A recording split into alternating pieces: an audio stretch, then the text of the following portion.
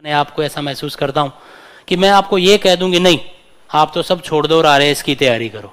ऐसा भी नहीं है, हर व्यक्ति की अपनी परिस्थितियां होती हैं। उसे ये लगता है कि मुझे साल 2 साल के अंदर अंदर या 6 महीने 1 साल के अंदर उस पर्टिकुलर सिचुएशन को, अवस्था को प्राप्त करना है जहाँ से मैं अपने परिवार को फाइनेंशियल एड प्रदान कर सकूँ, दे पाऊँ, उनको वित्तीय सहायता दे पाऊँ। हर किसी की एक सी परिस्थिति नहीं होती। तो आपको जो सही लगता है आप वो करो, ताकि लाइफ में रिग्रेट्स नहीं होंगे, आपको किसी और को कल को जवाब नहीं देना पड़ेगा और आपको अपने आप से ऐसा नहीं लगेगा कि ये मैंने क्या कर दिया। पर मैं ये कह सकता हूँ कि अगर आप तैयारी कर रहे हैं तो आप इस तैयारी के साथ जुड़े रहें, बस आप करते जाएं। सूनर और लेटर आप वहाँ तक पहुँच जाएंगे। थोड़ा टाइम लग सकता है, पर आप अगर मेहनत नहीं करेंगे तो आप नहीं पहुँच पाएंगे। मेहनत ही एकमात्र वो जरिया है जो आपको वहाँ तक पहुँचाएगा, बाकी और कोई जरिया नहीं है, याद रखिएगा आप।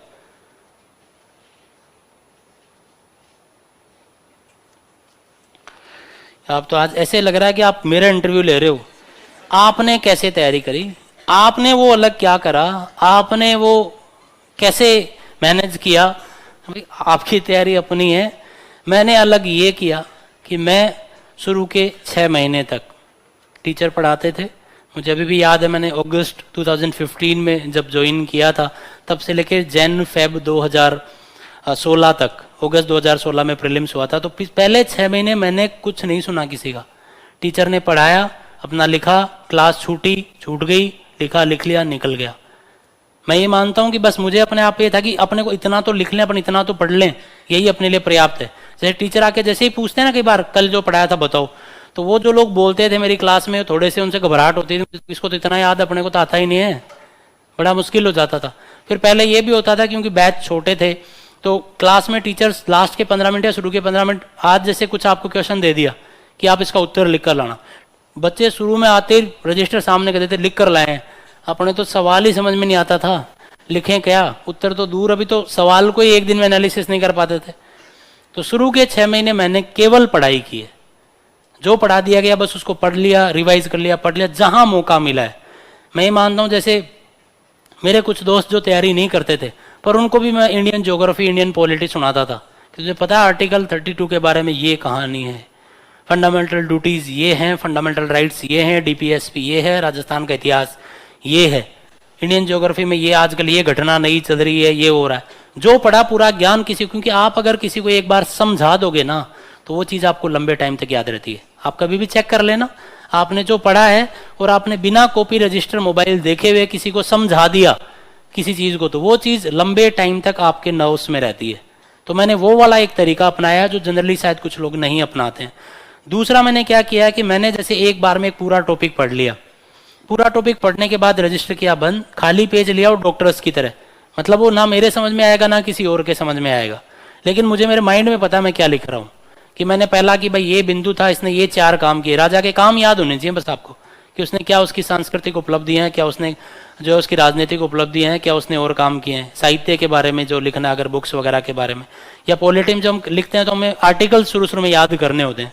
तो आर्टिकल 1 ये है, 2 ये है, 3 ये, 4 ये, 5 ये, 6 याद नहीं आया, 6 को 3-4 बार वापस पढ़ लिया। तो आप ये तरीका कर सकते हैं कि आप जितना ज़्यादा लिखेंगे चीज़ें धीरे धीरे याद रहने लगेंगी।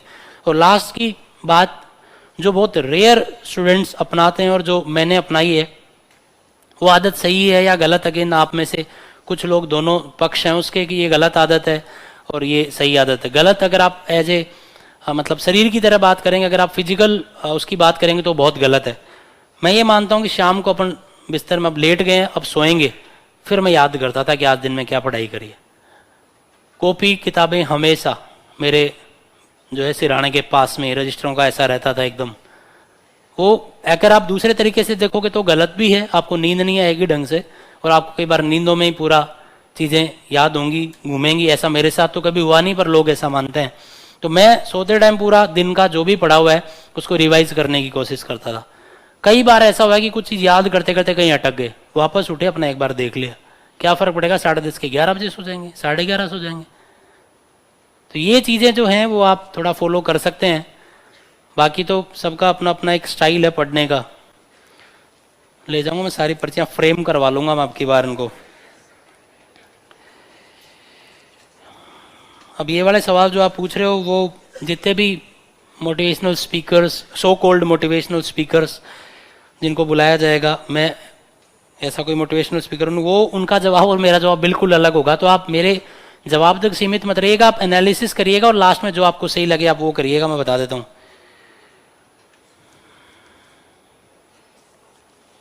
सबसे पहला तो जो उन्होंने पूछा है कि भाई जब आपको मेंस में कोई सवाल का उत्तर नहीं आ रहा होता तो आप क्या लिखेंगे, तो मैं इसका उत्तर कुछ हद तक तो पहले दे चुका हूं कि या तो आप खाली छोड़ दो या आप वो अपना, मैं उस विचारधारा का, उस high level of positive attitude का व्यक्ति हूं जिसे ये लगता है कि जीवन में ब्लैंक तो कुछ नहीं जाने देंगे। ईश्वर ने इस काबिलियत के साथ इस ब्लू प्लेनेट पे भेजा है कि खाली हाथ नहीं, गलती होगी स्वीकार लेंगे कोई बात नहीं, पर खाली हाथ नहीं। अगर मान लीजिए जो सवाल आपको मिला है खाली हाथ उस पर्टिकुलर टाइम पे क्या है, मैं आपको पहले क्लियर कर देता हूं। अगर आपसे ये पूछा गया कि साक्षरता दर के हिसाब से सबसे लोएस्ट जो लिटरेसी रेट है राजस्थान में, उन 4 जिलों का नाम लिख दो, नहीं आता तो इसमें नहीं लिखना है, ये तो खाली ही छोड़ना है। पता पड़े नहीं आ रहा तो इसमें भी 4 जिलों के नाम भर दिए हमने, ये नहीं करना है। अगर एकदम प्योर फैक्चुअल क्वेश्चन है, नहीं आता तो जस्ट लीव इट। परंतु जनरली आप ये पाएंगे कि वो सवाल थियोरेटिकल होगा, एनालिटिकल होगा, आपसे कुछ पूछेगा तो आप उसके बारे में जो है वो थोड़ा लिखेंगे।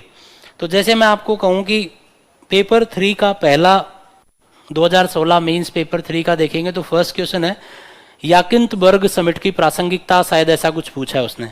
याकिंतबर्ग समिट उन्होंने पूछा, ब्रिक्स का पहला समिट है वो याकिंतबर्ग, वो मुझे नहीं आता था तो अपने को पहले ही बताया गया था, खूब पढ़ा था हमने कि जब भी कुछ समझ में नहीं आ रहा हो, कोई भी समिट हुआ है तो समिट में किसी ना किसी प्रकार का कोई सोशल एस्पेक्ट, कोई एनवायरमेंटल एस्पेक्ट, कोई इकोनॉमिक एस्पेक्ट, कोई पॉलिटिकल एस्पेक्ट, कोई टेक्निकल एस्पेक्ट, ये डिस्कस हुए होंगे।